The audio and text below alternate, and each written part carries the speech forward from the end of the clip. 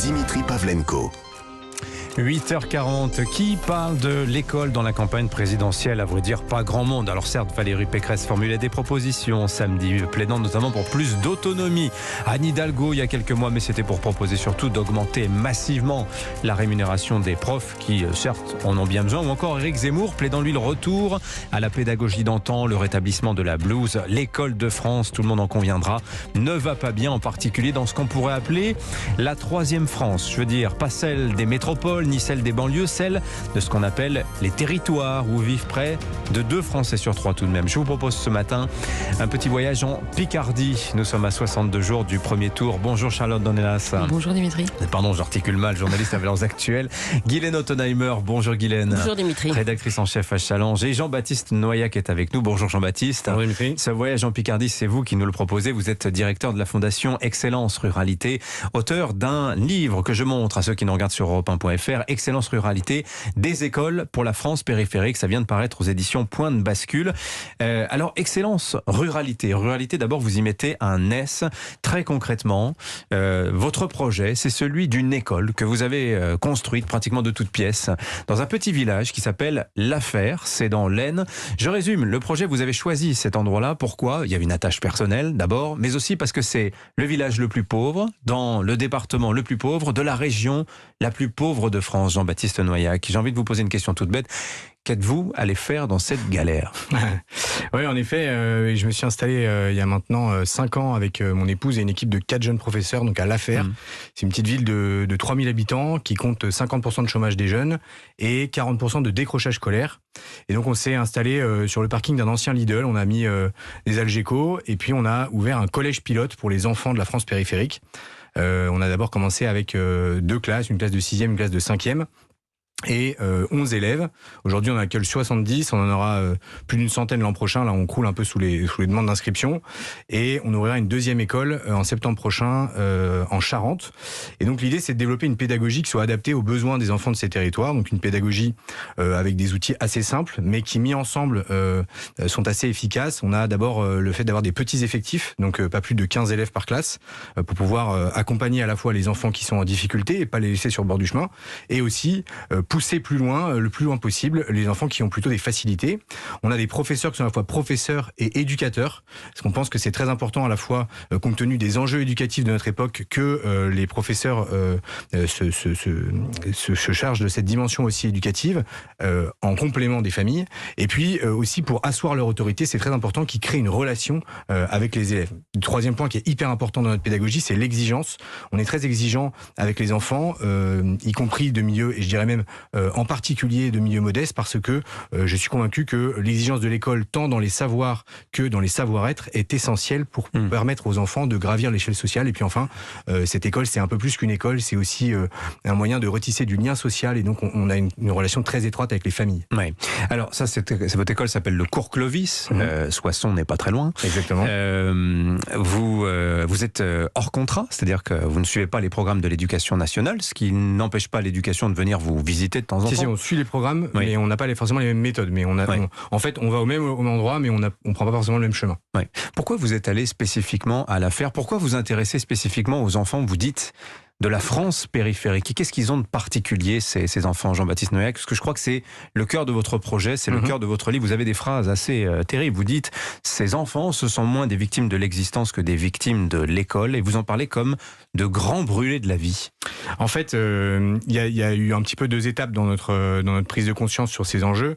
Au départ, on était vraiment dans la question du décrochage scolaire, et on a vu arriver en effet, parce qu'on était à l'affaire à des enfants qui avaient vécu des choses très difficiles, des familles très blessés, mais très rapidement on a vu arriver des familles qui étaient de milieux beaucoup moins difficiles. Si vous voulez, vous aviez des enfants de classe moyenne, des enfants de profs. En fait, je donne des exemples. Des enfants qui arrivent en 6e, ils ont un niveau de lecture, même pas de niveau de CE1. Beaucoup des enfants qui viennent chez vous ont été victimes de harcèlement à l'école, de la violence aussi, et d'une pédagogie, celle qui est dans l'éducation nationale.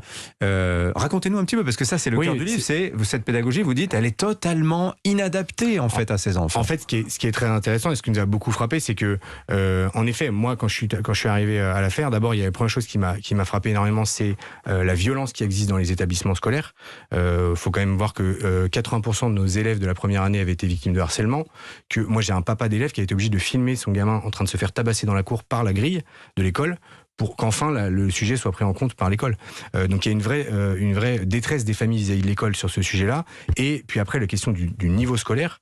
Moi, on a pris en fait les tests PISA en pleine figure. C'est-à-dire qu'en effet, la moitié des élèves qui arrivent en 6e ne savent pas... Donc les tests PISA, je rappelle, sont un test effectué par l'OCDE à intervalles réguliers de plusieurs années, et qui permettent d'évaluer le niveau selon des critères communs dans les 37 ou 38 pays de l'OCDE. Et la France se situe actuellement, on va dire, au début du deuxième quart. Donc peut mieux faire.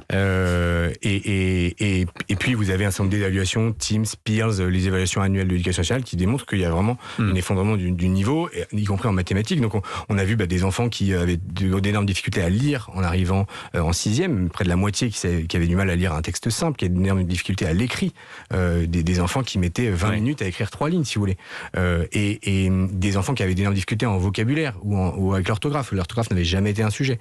Et donc ces difficultés-là, à la fois sur le plan de la violence et sur le plan du niveau scolaire, elles sont, à mon sens, le produit d'un manque d'exigence de l'école vis-à-vis de ses enfants, parce que on veut éviter de mettre ses enfants en difficulté, y compris et surtout les enfants de milieu modeste. Et cette forme de compassion qu'on a pour eux, elle aboutit à les enfermer dans un centre de difficulté.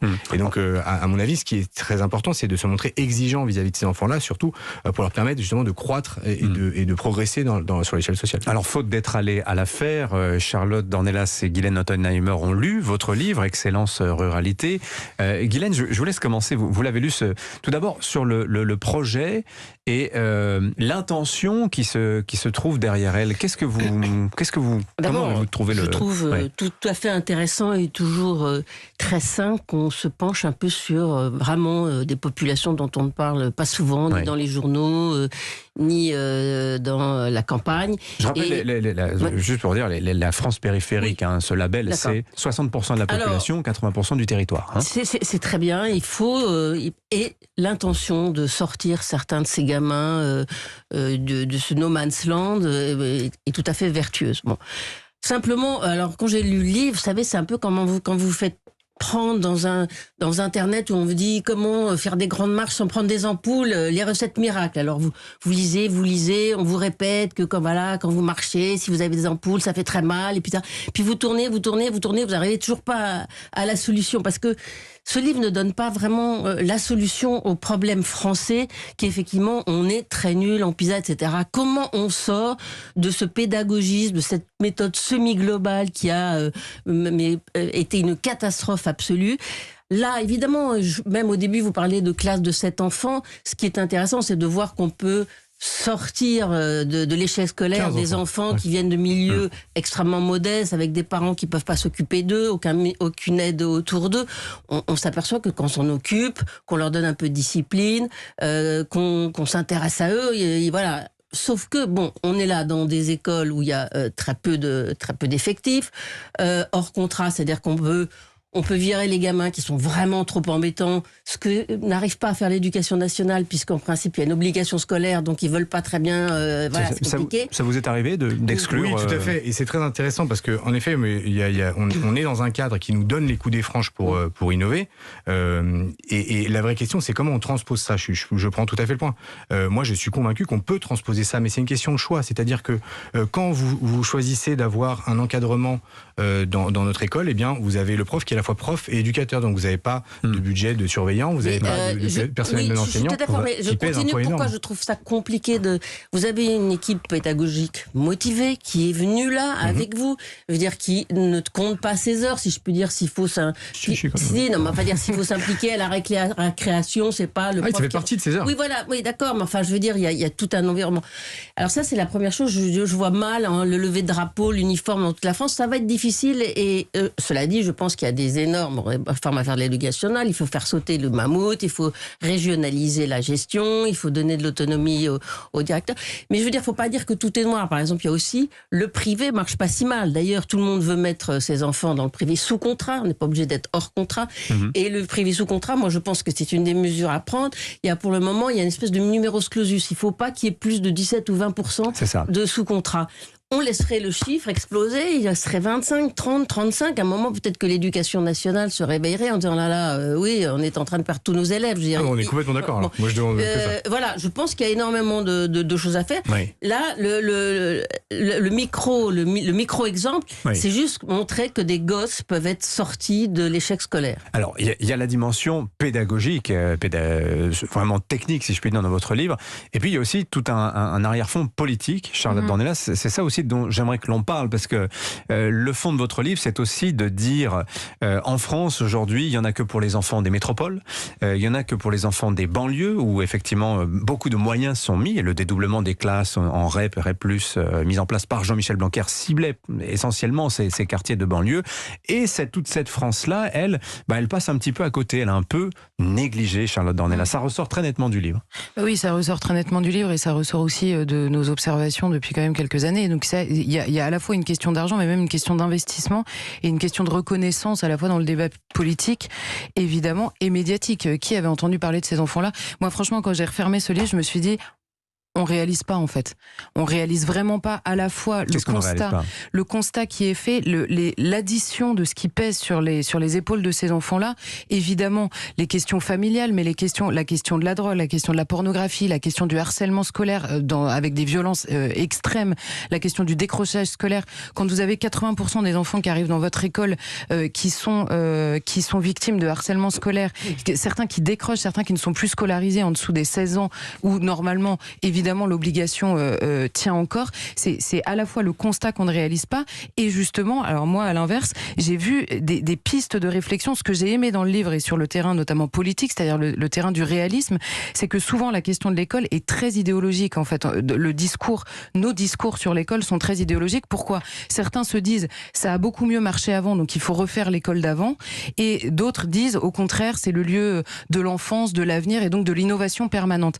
Là, il y a une question de réalisme, on va reprendre ce qui a marché, prenons l'exemple de l'uniforme, de la lecture, des méthodes, mais on va aussi prendre en compte la réalité telle qu'elle est. Par exemple, on va faire des professeurs des éducateurs, ce qui n'était pas du tout le cas dans l'école d'avant.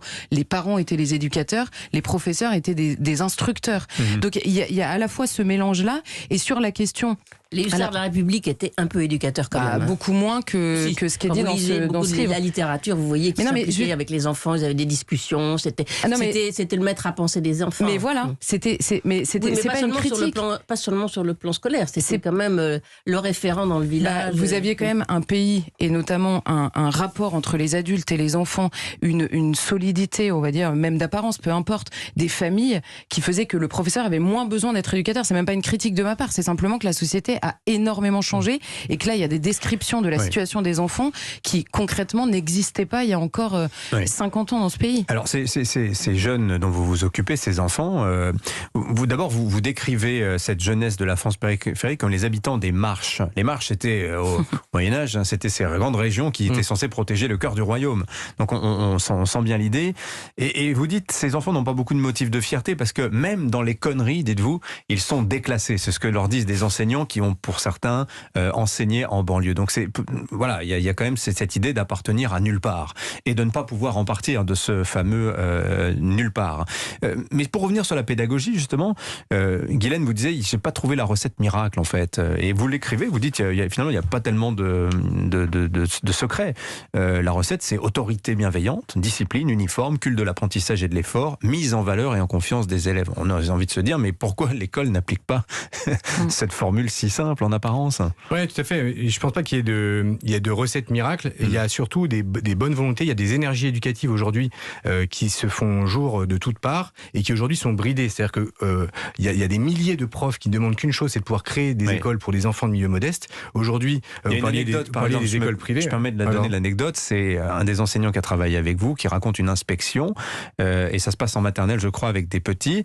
Et l'enseignant s'assoit sur une chaise pour adultes Et l'inspecteur le lui reproche en lui disant mais vous vous prenez pour une noble à ne pas vous mettre à leur niveau sur des chaises pour enfants. Oui, ça c'était dans un livre que je citais dans le livre. Ce qui est hyper intéressant, c'est que je vous dis, il y a vraiment cette dynamique en faveur de l'innovation scolaire qui aujourd'hui est réservée à une élite parce qu'il n'y a pas le modèle économique pour la mettre au service de ceux qui en ont le plus besoin. Et donc libérer un petit peu les énergies éducatives, permettre à ceux qui veulent créer des écoles de pouvoir le faire. Parce qu'un prof, qu'est-ce qu'il anime au fond? C'est de pouvoir mettre le culture, le savoir au service des enfants qui n'ont pas reçu chez eux. Donc il faut vraiment favoriser ce modèle-là et à mon sens permettre l'utilisation de ces méthodes pédagogiques au service de ceux qui aujourd'hui en ont le plus besoin. Guylaine Ottenheimer. Moi, je pense que l'école en France a commencé à dérailler avec la massification de l'éducation. Quand on parle de 50 ou 100 ans, il n'y avait pas autant d'élèves.